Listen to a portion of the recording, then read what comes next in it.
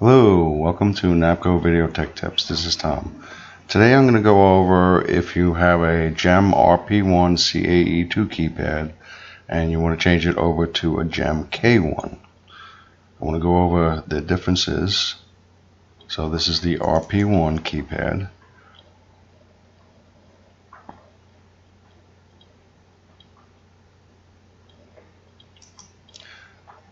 And both keypads look relatively the same, with the exception of buttons. So you have a function button on this, you have an on-off button, you have an interior and an instant.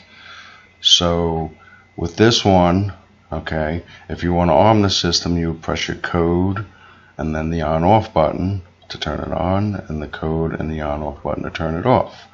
If you want to have interior zones bypassed, you would do the code and the on-off button in interior, and that will bypass the interior. Now on the K1 keypad,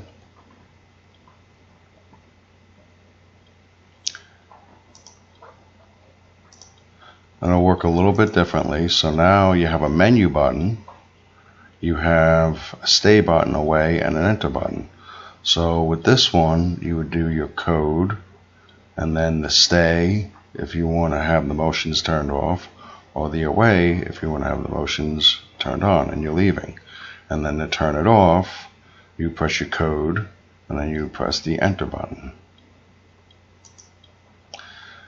Now if you have a panel, let's say that the K-style keypad is the only one you have, you need to replace a keypad, or maybe your clients just want the convenience of making it a little bit easier.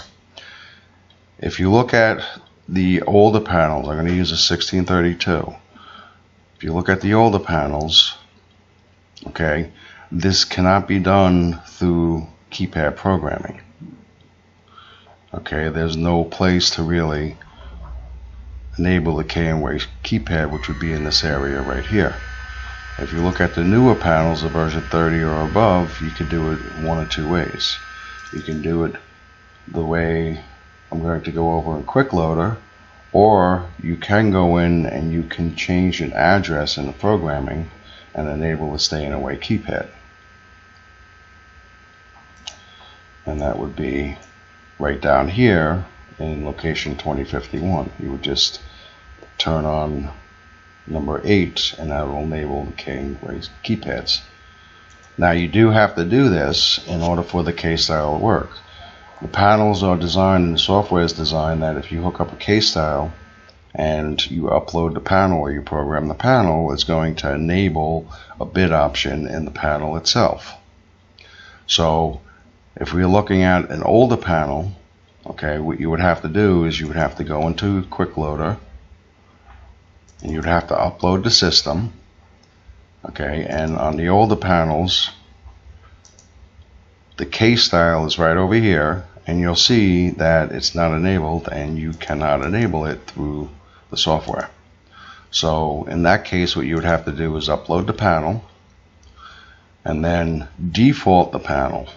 Okay, now defaulting could be either done through the keypad, through the address, or it could be as simple as going in and creating a blank account, downloading the panel, and then hooking up your K-style keypad and then re-downloading the panel, and then you would have to re-upload the panel. And once you've done that sequence, what will happen is in this keypad feature section, you will notice that the enable stay and away is going to be now active and have a check mark in there.